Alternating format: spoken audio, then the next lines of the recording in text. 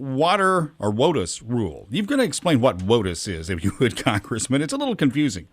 Yeah, we hear POTUS, SCOTUS, and WOTUS. It all gets a little bit confusing, but WOTUS is Waters of the U.S. It's a rule that the EPA has tried to make that gives them a lot more jurisdiction over navigable waterways, and they're trying to extend that up into basically anything that drains into a navigable waterway, which would give them a lot of jurisdiction over essentially every square inch of the country is the way I read the rule. But we've been pushing back against that in Congress, and Attorney General Rutledge joined in a lawsuit with 13 states, and I think to the betterment of the country, the judge not only ruled in favor of those 13 states, but put a hold on the WOTUS rule for the entire country. All right, and when it's a hold here from the Sixth Circuit Court, how long is this hold in place, and what's the next step? Well, it's I guess that's up to the court and until they make a final ruling on it. But I know we'll continue to push back on it in Congress and try to rein the EPA in a little bit. This is a huge overreach, in my opinion, that they're trying to force on the American people. Congressman Bruce Westerman, you're also accepting applications for the U.S. Service Academy, correct? Yeah, we'll be doing that, and we've got David Whitty in my Hot Springs office who handles our military issues. Also, he deals with the military academy program. So those high school juniors who are interested in that, or seniors as well, should contact our office there in Hot Springs or in Washington, D.C. There's a news release out from your office that says it's time to bring our energy policy into the 21st century. If you would, explain that. Yeah, we passed a bill in the House last week to allow the export of crude oil. This is a 40-year-old rule that was put in place back during the energy crisis in the 70s that didn't allow the U.S. to export crude oil.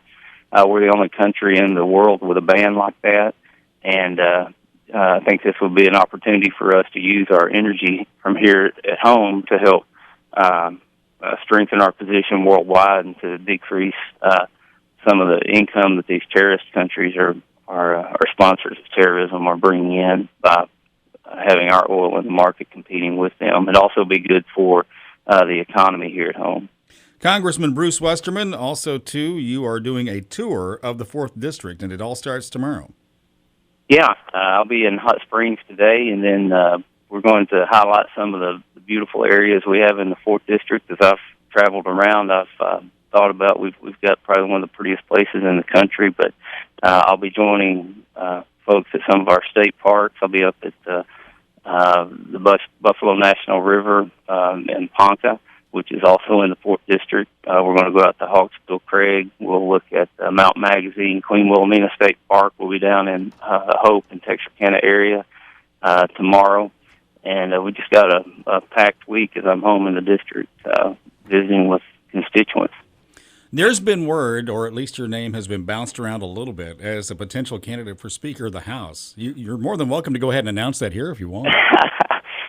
Was it Clint Eastwood that said a man has to know his limitations? Uh-huh.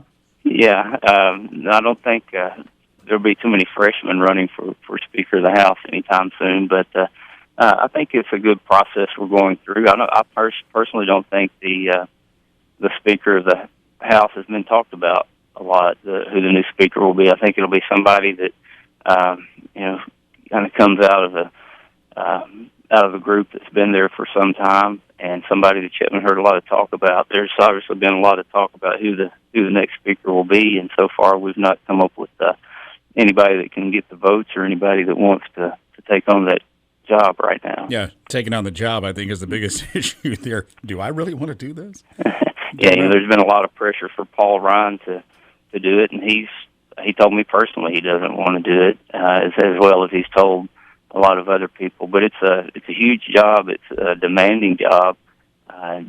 It's kind of an all-consuming job. And right now, the atmosphere to take on that position is not the greatest one. I just tell people that whoever takes it, we all need to pray for them because it's a very important position. Yeah. It's third in line to being president of the country. Actually, right after the vice president, the Speaker of the House could be the president should something happen.